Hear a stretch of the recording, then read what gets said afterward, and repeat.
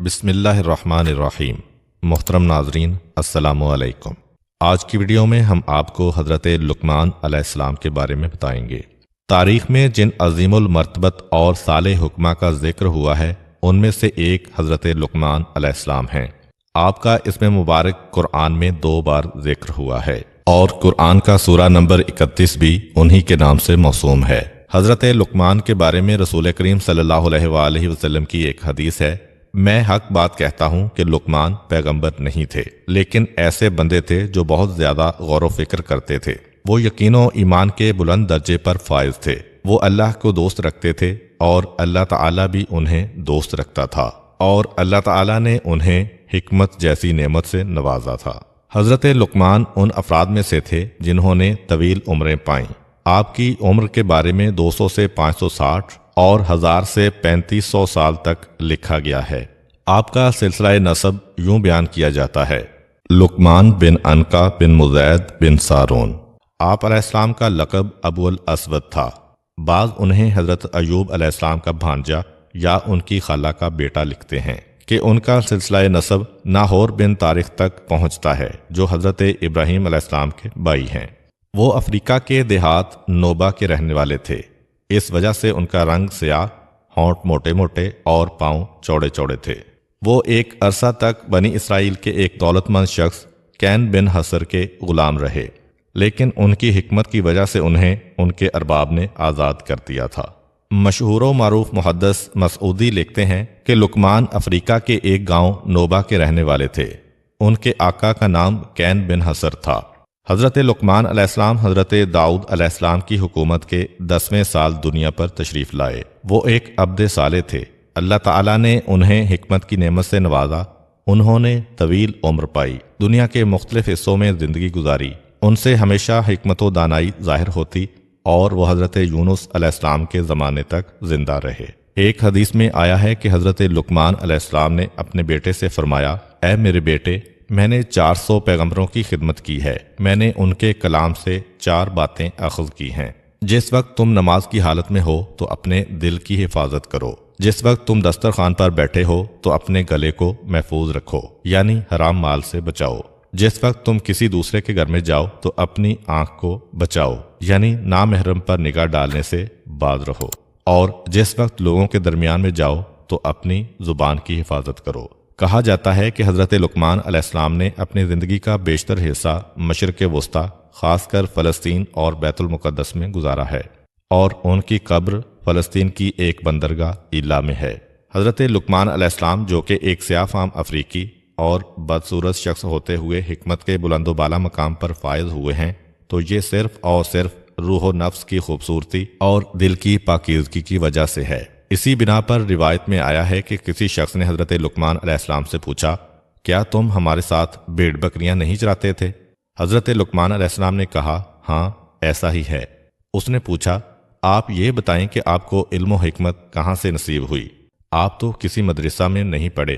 حضرت لقمان علیہ السلام نے جواب میں فرمایا: مجھے یہ حکمت اللہ کی مرضی، امانت ادا کرنے، سچ بولنے اور بیہودہ باتوں سے بچنے کی وجہ سے نصیب ہوئی ہے۔ حضرت لقمان علیہ السلام کی اپنے فرزند کے نام وہ 10 نصیحتیں جو قرآن کی 5 آیات میں مذکور ہیں، عقائد، اخلاق اور آداب معاشرت کا مجموعہ ہیں، اور یہ قرآن پاک کی سورہ لقمان میں موجود ہیں۔ اے بیٹے، کسی چیز کو اللہ کا شریک نہ بناؤ، بے شک شرک بہت بڑا ظلم ہے۔ اے بیٹا، نیکی یا بدی ایک رائی کے دانے کے برابر ہو، اور کسی پتھر کے اندر ہو یا آسمانوں پر ہو یا زمینوں کی گہرائیوں میں ہو، تو خدا روز قیامت ضرور اسے سامنے لائے گا کہ وہ لطیف بھی ہے اور باخبر بھی ہے۔ بیٹا، نماز قائم کرو، نیکیوں کا حکم دو، برائیوں سے منع کرو، اور اس میں جو مصیبت پڑے اس پر صبر کرو کہ یہ بہت بڑی حکمت کا کام ہے۔ اور خبردار، لوگوں کے سامنے اکڑ کر منہ نہ پھلا لینا۔ زمین پر غرور کے ساتھ نہ چلنا کہ خدا اکڑنے والے اور مغرور کو پسند نہیں کرتا ہے۔ اور اپنی رفتار میں میانہ روی سے کام لینا، اور اپنی آواز کو دھیما رکھنا کہ سب سے بدتر آواز گدھے کی آواز ہوتی ہے۔ رسول خدا صلی اللہ علیہ وآلہ وسلم سے منقول ہے کہ ایک دن جناب لقمان علیہ السلام دوپہر کے وقت آرام کی نیند سو رہے تھے کہ اچانک انہوں نے ایک آواز سنی: اے لقمان، کیا آپ یہ چاہتے ہیں کہ خداوند متعال آپ کو زمین پر اپنا خلیفہ اور نمائندہ قرار دے تاکہ آپ لوگوں کے درمیان حق کا فیصلہ کریں؟ جناب لقمان علیہ السلام نے جواب میں کہا، اگر میرا پروردگار مجھے اختیار دے تو میں راہ عافیت قبول کروں گا اور اس بہت بڑے امتحان کے لیے تیار نہیں ہوں گا، لیکن اگر حکم ہو تو اسے دل و جان سے قبول کروں گا، کیونکہ میں جانتا ہوں کہ اگر تو میرے کاندھوں پر ایسی ذمہ داری ڈالے گا تو ضرور بضرور میری مدد کرے گا اور مجھے لغزشوں سے محفوظ رکھے گا۔ فرشتوں نے کہا، اے لقمان، قضاوت کی ذمہ داری کیوں قبول نہیں کرتے ہو؟ جناب لقمان علیہ السلام نے کہا، کیونکہ لوگوں کے درمیان قضاوت کرنا سخت ترین منازل اور اہم ترین مراحل میں سے ہے، اور ہر طرف سے ظلم و ستم کی امواج اس کی طرف متوجہ ہیں۔ اگر اللہ تعالیٰ انسان کی حفاظت کرے تو وہ قابل نجات ہے، اور وہ غلط راستے پر چل نکلے تو بہشت کے راستے سے منحرف ہو جاتا ہے۔ جس شخص کا سر دنیا میں نیچے اور آخرت میں بلند ہو، وہ اس سے کہیں بہتر ہے کہ جس کا سر دنیا میں بلند اور آخرت میں نیچے ہو۔ جو شخص دنیا کو آخرت پر ترجیح دیتا ہے، اسے دنیا بھی نہیں ملتی اور آخرت سے بھی ہاتھ دھو بیٹھتا ہے۔ فرشتے حضرت لقمان علیہ السلام کی اس خوبصورت منطق سے حیران رہ گئے۔ جناب لقمان اس گفتگو کے بعد گہری نیند سو گئے۔ اللہ تعالیٰ نے ان کے دل میں حکمت کا نور روشن کیا۔ جب وہ نیند سے بیدار ہوئے تو ان کی زبان پر حکمت جاری ہوئی۔ انہوں نے اپنی سرشار حکمتوں کے ذریعے مشکلات کو حل کرنے کے لیے حضرت داؤد علیہ السلام کی مدد کی۔ حضرت داؤد علیہ السلام نے ان سے فرمایا، اے لقمان، آپ کو خوشخبری ہو کہ آپ کو حکمت عطا کی گئی ہے۔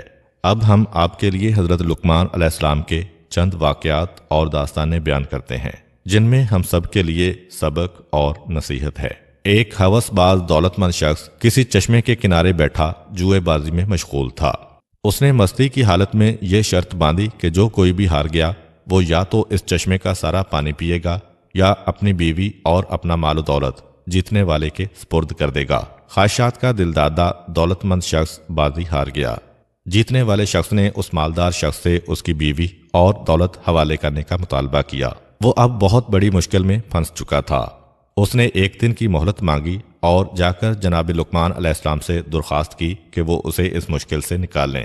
حضرت لقمان علیہ السلام نے اس شخص سے کہا، میں ایک شرط پر تمہیں اس مشکل سے نجات دلاؤں گا۔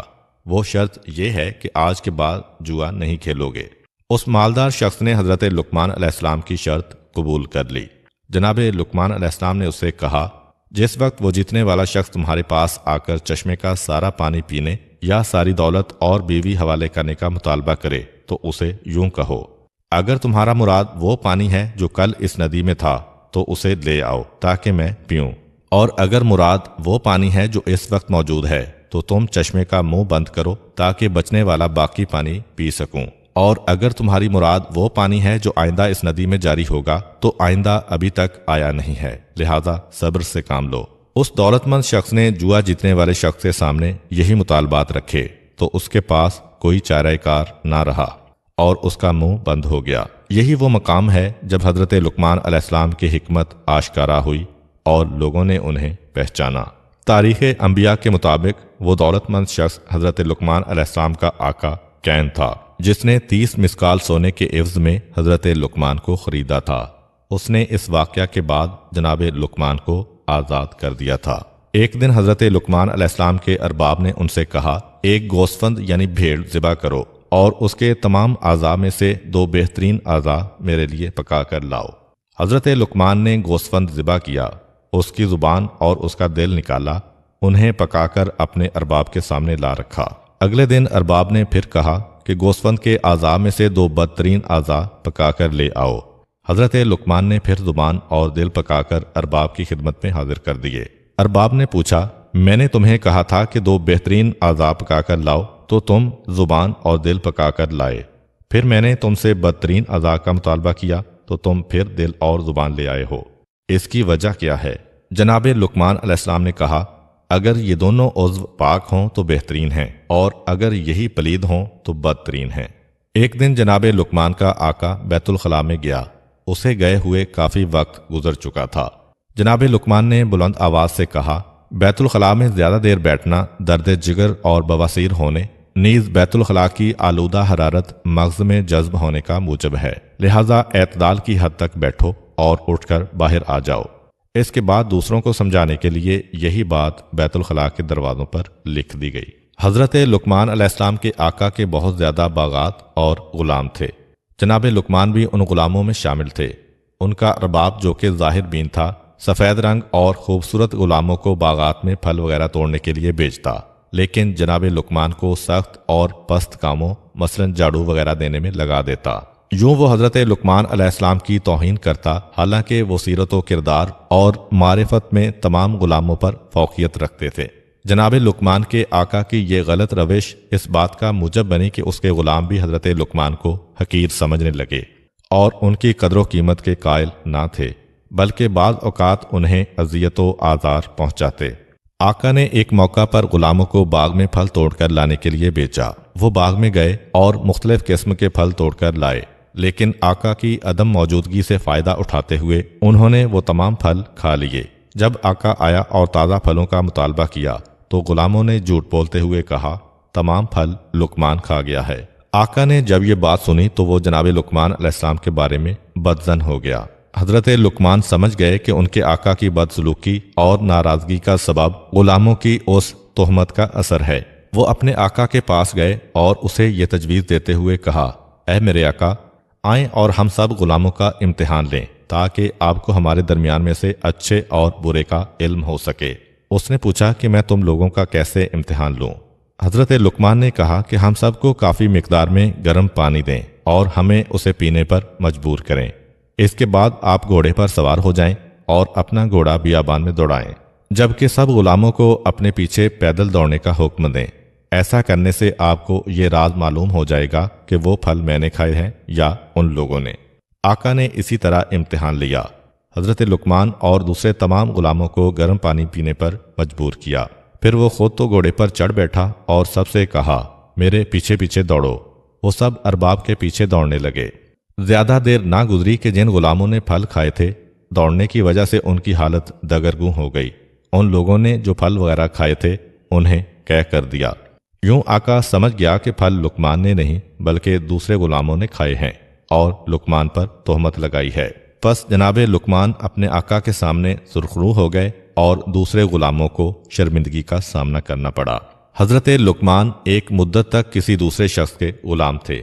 اس کے کئی اور بھی غلام تھے، لیکن وہ اپنے تمام غلاموں میں سے حضرت لقمان سے بہت زیادہ محبت کرتا تھا، یہاں تک کہ وہ جب بھی غذا کھانا چاہتا تو پہلے اپنی غذا حضرت لقمان علیہ السلام کے پاس لاتا تاکہ وہ کھائیں۔ جب وہ کھانا کھا لیتے تو ان کا بچا ہوا کھانا بطور تبرک بڑے شوق سے تناول کرتا۔ ایک دن کوئی شخص حضرت لقمان علیہ السلام کے ارباب کے لیے خربوزہ بطور ہدیہ لایا۔ ارباب نے حضرت لقمان کے سامنے خربوزے کو چیرا، اس کے ٹکڑے کیے اور لقمان کو دیے۔ جناب لقمان اپنے آقا سے خربوزے کی پھانگیں لے کر کھاتے رہے اور یہ ظاہر کرتے رہے کہ وہ بڑا میٹھا ہے اور بڑے مزے سے کھا رہا ہے۔ جب ارباب نے دیکھا کہ لقمان بڑے شوق و ذوق سے کھا رہے ہیں تو اس نے ایک پھانگ کے علاوہ تمام کا تمام خربوزہ لقمان کو دے دیا، جو انہوں نے کھا لیا اور ایک پھانگ اپنے لیے رکھ لی۔ جس وقت ارباب نے وہ بچی ہوئی خربوزے کی پھانگ منہ میں ڈالی تو معلوم ہوا کہ وہ خربوزہ تو زہر کے مانند کڑوا ہے۔ اس کی کڑواہٹ سے زبان پر آبلے بن گئے، گلا جلنے لگا اور اس کی حالت غیر ہو گئی۔ ارباب نے جناب لقمان سے کہا، آپ نے یہ اتنی کڑوی پھانگیں کیسے کھائی ہیں؟ آپ نے انہیں کھانے سے ہاتھ کیوں نہیں کھینچا؟ جناب لقمان نے جواب میں کہا، آپ نے سال ہا سال سے مجھے میٹھی، مزیدار اور من پسند غذائیں کھلائی ہیں۔ اب جب کہ ایک بار کوئی کڑوی چیز آ گئی ہے تو کیا یہ مناسب ہے کہ میں اسے نہ کھاتا اور اس پر اعتراض کرتا اور نمک حرام ہو جاتا؟ بلکہ حق شناسی اور شکر گزاری کا تقاضا یہی ہے کہ میں خاموش رہتا۔ پس اے خدا کے بندے، تم خدا کی نعمتوں میں غرق ہو۔ جب بھی زندگی میں تھوڑی دیر کے لیے کوئی تلخی و مشکل آ جائے تو ناشکری مت کر۔ ایک دفعہ حضرت لقمان علیہ السلام نے اپنے بیٹے کو یوں نصیحت فرمائی، اے میرے بیٹے، واضح رہے کہ حضرت لقمان علیہ السلام کی بہت زیادہ اولاد تھی، لیکن وہ اپنی بات کا آغاز یا بنیا، اے میرے بیٹے کہہ کر کرتے تھے، جس سے لگتا ہے کہ ان کا شاید ایک ہی بیٹا تھا۔ تاریخ نے اس بیٹے کا نام باران لکھا ہے، لیکن ان کا خطاب تمام اولاد سے ہوتا تھا۔ البتہ یہ تجربہ کار خطبہ کا طریقہ کار ہے کہ وہ بڑوں کو مخاطب کر کے چھوٹوں کی توجہ اپنی طرف مبذول کراتے ہیں اور انہیں واعظ و نصیحت کرتے ہیں۔ چنانچہ آپ نے اپنے بیٹے سے کہا، اے میرے بیٹے، اپنے دل کو لوگوں کی خوشنودی اور ان کی تعریف و تکذیب سے وابستہ مت کرو، کیونکہ ایسی کوئی چیز کوشش کے باوجود انسان کے ہاتھ میں نہیں آتی۔ بیٹے نے کہا کہ میں چاہتا ہوں کہ اس بارے میں کوئی عملی نمونہ دیکھوں تاکہ موضوع کو بہتر طور پر سمجھ سکوں۔ حضرت لقمان نے فرمایا، اٹھو اور گھر سے باہر چلو تاکہ میں موضوع کو سمجھا سکوں۔ حضرت لقمان علیہ السلام اور ان کا بیٹا گھر سے نکلے۔ ان کے پاس ایک گدھا بھی تھا۔ جناب لقمان اس پر سوار ہوئے اور بیٹا پیدل ان کے پیچھے روانہ ہوا۔ وہ چلتے چلتے ایک گروہ کے پاس پہنچے۔ ان لوگوں نے جب یہ منظر دیکھا تو کہا، اس بوڑھے کو دیکھو کہ کتنا سنگ دل ہے کہ خود تو گدھے پر سوار ہے لیکن اس کا بیٹا پیچھے پیچھے پیدل آ رہا ہے۔ سچ بات ہے کہ یہ کس قدر غلط کام ہے۔ حضرت لقمان نے اپنے بیٹے سے کہا، کیا تم نے ان کی باتیں سنی ہیں؟ بیٹے نے کہا، ہاں۔ حضرت لقمان نے کہا، اب میں پیدل چلتا ہوں اور تم گدھے پر سوار ہو جاؤ۔ جناب لقمان پیدل روانہ ہوئے اور بیٹا سوار ہو گیا۔ چلتے چلتے ان کی ملاقات ایک اور گروہ سے ہوئی۔ اس گروہ نے جب یہ منظر دیکھا تو کہا، یہ دونوں باپ بیٹا کتنے برے لوگ ہیں۔ باپ اس اعتبار سے برا ہے کہ اس نے اپنے بیٹے کی صحیح تربیت نہیں کی کہ بیٹا تو سوار ہے جبکہ بوڑھا باپ پیدل چل رہا ہے، اور بیٹا اس لحاظ سے برا ہے کہ اسے اپنے باپ پر رحم نہیں آیا اور اس پر ظلم کر رہا ہے، کیونکہ باپ کا یہ حق ہے کہ اس کا احترام کیا جائے اور وہ گدھے پر سوار ہو۔ حضرت لقمان نے اپنے بیٹے سے کہا، آپ نے ان کی باتیں سنی ہیں؟ بیٹے نے کہا، جی ہاں۔ جناب لقمان نے فرمایا، اب دونوں سوار ہو جاتے ہیں۔ وہ دونوں گدھے پر سوار ہوئے اور آگے بڑھ گئے۔ چلتے چلتے ایک گروہ کے پاس پہنچے۔ ان لوگوں نے جب یہ منظر دیکھا تو کہا، ان دونوں سواروں کے دل میں ذرا برابر رحم نہیں ہے کہ دونوں بے زبان حیوان پر سوار ہیں۔ ان لوگوں نے اس حیوان کی کمر توڑ دی ہے، کیوں اس بیچارے حیوان کی طاقت سے زیادہ اس پر وزن ڈالا ہوا ہے۔ بہتر تو یہ تھا کہ ایک سوار ہوتا اور دوسرا پیدل چلتا۔ حضرت لقمان نے اپنے بیٹے سے کہا، آپ نے ان لوگوں کی باتیں سنی ہیں؟ بیٹے نے کہا، جی ہاں۔ جناب لقمان نے فرمایا، آؤ اس بار ہم دونوں گدھے کے پیچھے پیچھے پیدل چلتے ہیں۔ دونوں گدھے سے اترے اور اس کے پیچھے پیدل روانہ ہوئے۔ وہ چلتے چلتے لوگوں کے ایک گروہ کے پاس پہنچے۔ ان لوگوں نے کہا، یہ دونوں عجیب قسم کے جاہل افراد ہیں، سواری کے ہوتے ہوئے پیدل چل رہے ہیں اور سواری کو خالی چھوڑا ہوا ہے، یہ کس قدر احمق ہیں۔ حضرت لقمان نے اپنے بیٹے سے فرمایا، آپ نے ان لوگوں کی گفتگو سنی ہے؟ اس نے عرض کیا، جی ہاں۔ جناب لقمان نے فرمایا، کیا لوگوں کو راضی کرنے کے لیے اس کے علاوہ اور کوئی چارہ ہے؟ اب جب کہ صورتحال یوں ہے تو کبھی لوگوں کی رضامندی کو اپنا محور و مقصد قرار مت دو، بلکہ خداوند قدوس کی رضا اور خوشنودی کو اپنا مقصد اور ہدف قرار دو تاکہ دنیا و آخرت میں سعادت و کامیابی حاصل کر سکو۔ روایت میں ہے کہ ایک دن حضرت لقمان علیہ السلام نے اپنے بیٹے کو 3 نصیحتیں کرتے ہوئے کہا، اے پسر جان، ان 3 نصیحتوں کو اپنے حافظے میں محفوظ کر لو اور ان پر عمل کرو۔ اپنا راز اپنی بیوی کو مت بتاؤ، عوان یعنی حکمرانوں کے دفتریوں سے دوستی مت کرو، نئے اور کم ظرف دولت مند سے قرض نہ لو۔ حضرت لقمان جب دنیا سے رخصت ہو گئے تو ان کے بیٹے نے ان نصیحتوں کو آزمانا چاہا اور دیکھنا چاہا کہ ان کاموں کو انجام دینے سے نقصان کیا ہوگا جن کو انجام نہ دینے کی اس کے حکیم باپ نے اسے وصیت کی تھی۔ اس نے ایک گوسفند ذبح کیا، اسے ایک بوری میں ڈالا، بوری کا منہ باندھا، اسے اٹھا کر گھر لے آیا، اپنے پلنگ کے نیچے گڑھا کھودا اور اسے وہاں پر دفن کر دیا۔ اس کے بعد اپنی بیوی سے کہا، میرا ایک دشمن تھا، میں نے اسے قتل کرنے کے بعد یہاں پر دفن کر دیا ہے، محتاط رہنا اور اس راز کو پوشیدہ رکھنا اور کسی کو مت بتانا۔ اس کے بعد اپنے ہمسائے میں رہنے والے ایک دفتری سے دوستی کر لی، ہر روز اسے دعوت دیتا اور اس کا دوست بن گیا۔ اسی محلہ میں ایک نوجوان رہتا تھا، اس کا کوئی خاندانی پس منظر نہیں تھا، اس نے محنت و مشقت سے دولت اکٹھی کی ہوئی تھی، وہ تازہ تازہ دولت مند ہوا تھا اور اپنی دولت مندی پر فخر بھی کرتا تھا۔ حضرت لقمان کے بیٹے نے اس سے کچھ درہم قرض لیے اور انہیں گھر میں چھپا کر رکھ دیا۔ دن گزرتے رہے، ایک دن جناب لقمان کے بیٹے کا اپنی بیوی سے جھگڑا ہو گیا۔ اس نے آہو بکا شروع کر دی اور بلند آواز سے کہا، اے بدکار قاتل، اے خون ریز، تم نے ایک شخص کو بے گناہ قتل کر کے گھر میں دفن کر رکھا ہے اور اب مجھے بھی قتل کرنا چاہتے ہو۔ اس کی آواز ہمسائے میں رہنے والے اس حکومتی دفتری کے کانوں میں پڑی جو لقمان کے بیٹے کا دوست بنا ہوا تھا۔ وہ فوراً بادشاہ کے پاس گیا اور ساری داستان اس کے گوش گزار کی۔ بادشاہ نے حکم دیا کہ کوئی شخص اس قاتل کو حاضر کرے۔ اسی حکومتی دفتری نے کہا، میں اسے پکڑ کر لاتا ہوں۔ وہ شخص پسرے لقمان کے گھر آیا اور انتہائی ذلت آمیز طریقے سے اسے گھر سے کھینچا اور دوستی وغیرہ سب بھول گیا۔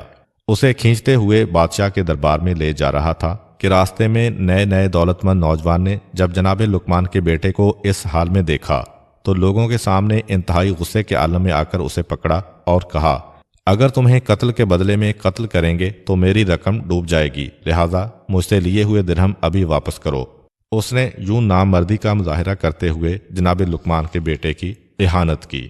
بہرحال لوگ وہاں پر اکٹھے ہو گئے اور جناب لقمان کے بیٹے کو انتہائی توہین آمیز طریقے سے بادشاہ کے دربار کی طرف لے گئے۔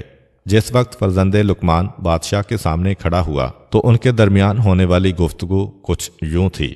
بادشاہ نے کہا، تم تو لقمان کے بیٹے ہو، لہٰذا مناسب نہیں تھا کہ تم قتل و غارت کے مرتکب ہوتے۔ فرزند لقمان نے جواب دیا، میں نے بالکل ناحق خون نہیں بہایا اور نہ ہی کسی شخص کو قتل کیا ہے۔ دفتری بولا، یہ جھوٹ بول رہا ہے، اس نے ایک شخص کو قتل کرنے کے بعد اس کا جنازہ اپنے گھر میں دفن کر رکھا ہے۔ فرزند لقمان نے کہا، میں بادشاہ سے کہتا ہوں کہ حکم دے کہ یہ لوگ اس مقتول کو حاضر کریں اور وہ ایک بوری میں ہے جسے میں نے فلاں جگہ پر دفن کیا ہے۔ بادشاہ نے حکم دیا کہ اس جنازے کو حاضر کیا جائے۔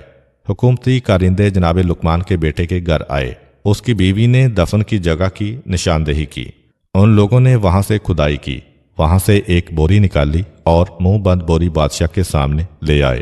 جب ان لوگوں نے بوری کا منہ کھولا تو کیا دیکھتے ہیں کہ وہ تو ایک گوسفند کا لاشا ہے کہ جسے ذبح کیا ہوا ہے۔ حاضرین یہ ماجرا دیکھ کر حیران و پریشان رہ گئے۔ بادشاہ نے کہا، اے پسر لقمان، تم نے گوسفند کو ذبح کرنے کے بعد کیوں دفن کیا ہے؟ اس کی وجہ ہمارے سامنے بیان کرو۔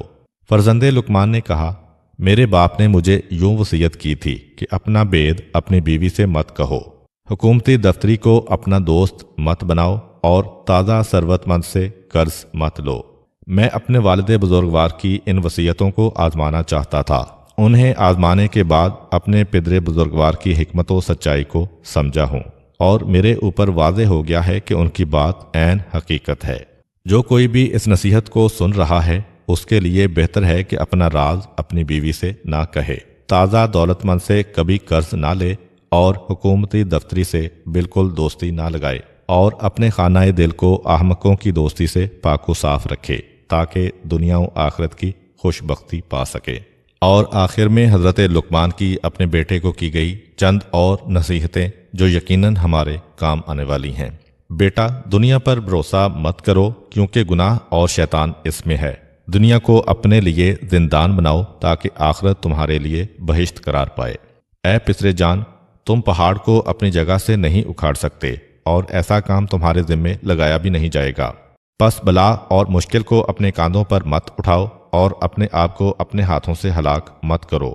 بادشاہوں کا ہمسایہ مت بننا، وہ تمہیں ہلاک کر دیں گے۔ ان کی اطاعت اور پیروی مت کرنا ورنہ کافر ہو جاؤ گے۔ کمزوروں اور حاجت مندوں کی ہم نشینی اختیار کرو اور ان کے ہمدم بنو۔ اے پسر جان، خدا کی بارگاہ میں یہ عرض کرنے والا کہ خدایا مجھے معاف کر دے، اس سے کوئی بخشا نہیں جائے گا، کیونکہ انسان عمل اور اطاعت الہی کرنے کی بنا پر بخشا جائے گا۔ اے میرے بیٹے، پہلے ہمسائے کو دیکھو بعد میں گھر لو، پہلے ہم سفر کو دیکھو بعد میں سفر پر جاؤ۔ اے بیٹے، نا اہل کی ہم نشینی سے تنہائی بہتر ہے، صالح ہم نشین تنہائی سے بہتر ہے، وزنی پتھر اور لوہے کو اٹھانا برے ہم نشین سے بہتر ہے۔ اے بیٹے، جو کوئی بھی زبان پر قابو نہیں رکھتا وہ پشیمان ہوتا ہے۔ بزرگوں سے مشورہ کرو اور چھوٹوں کے ساتھ مشورہ کرنے سے شرم مت کرو۔ فاسقوں کی ہم نشینی اور محفل سے پرہیز کرو، کیونکہ وہ ایسے کتے ہیں کہ اگر تمہارے پاس کوئی چیز پائیں گے تو اسے کھا جائیں گے ورنہ تجھے ذلیل و رسوا کریں گے۔ ان کے ساتھ دوستی انتہائی تھوڑی اور ناپائیدار ہوتی ہے۔ اے بیٹا جان، اگر تمہیں روز قیامت کے بارے میں شک ہے تو نیند سے بیدار ہونے کو اپنے آپ سے دور رکھو، جبکہ تمہارے اندر اتنی قوت و طاقت نہیں ہے۔ اور اگر تم ان دونوں کے بارے میں غور و فکر کرو گے تو سمجھ جاؤ گے کہ تمہاری جان کسی اور کے قبضے میں ہے، کیونکہ نیند موت ہے اور نیند کے بعد بیدار ہونا موت کے بعد قیامت برپا ہونے کے مانند ہے۔ بیٹا جان، میں نے 7,000 حکمتیں سیکھی ہیں، ان میں سے صرف 4 کو یاد کر لو اور ان پر عمل کرو اور میرے ساتھ بہشت میں چلو۔ اپنی کشتی کو مضبوط بناؤ کیونکہ زندگی کا سمندر بہت گہرا ہے۔ گناہوں کا بوجھ ہلکا کرو کیونکہ گزرگاہ انتہائی مشکل اور دشوار گھاٹی ہے۔ سفر آخرت کے لیے کافی مقدار میں زاد راہ مہیا کرو کیونکہ یہ سفر بہت لمبا ہے۔ اپنا عمل خلوص سے انجام دو کیونکہ اعمال کی جانچ پڑتال کرنے والا بہت تیز بین اور بہت صاحب بصیرت ہے۔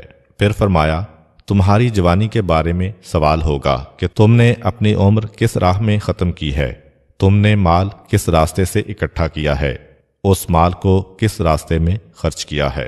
ان سوالات کے جوابات دینے کے لیے تیار رہو۔ دنیا میں تمہارے ہاتھ سے جو کچھ نکل جائے اس پر افسوس مت کرو کیونکہ دنیا کو دوام نہیں اور یہ بلاؤں سے محفوظ بھی نہیں۔ پس تیار و ہوشیار رہو اور اپنے کاموں کو سنجیدگی سے لیتے ہوئے اپنے دل سے غفلت کا پردہ دور کرو۔ اللہ کے احسان و کرم کی طرف متوجہ ہو اور اس کے عوض میں شکر ادا کرو۔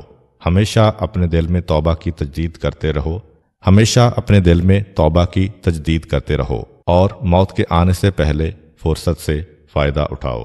کسی شخص نے حضرت لقمان سے پوچھا، کون سا انسان بدترین انسان ہے؟ حضرت لقمان نے فرمایا، وہ شخص بدترین ہے جسے اس بات کی پرواہ نہ ہو کہ لوگ اسے بد کردار سمجھیں گے۔ کسی شخص نے جناب لقمان علیہ السلام سے کہا، تم کس قدر بدصورت ہو؟ جناب لقمان نے جواب میں فرمایا، تم میری شکل و صورت کے عیب نکال رہے ہو یا میری شکل و صورت کی نقاشی کرنے والے اللہ کے؟ اللہ تعالی ہمیں اپنے بتائے ہوئے راستے پر چلنے اور برائیوں سے بچنے کی توفیق عطا فرمائے۔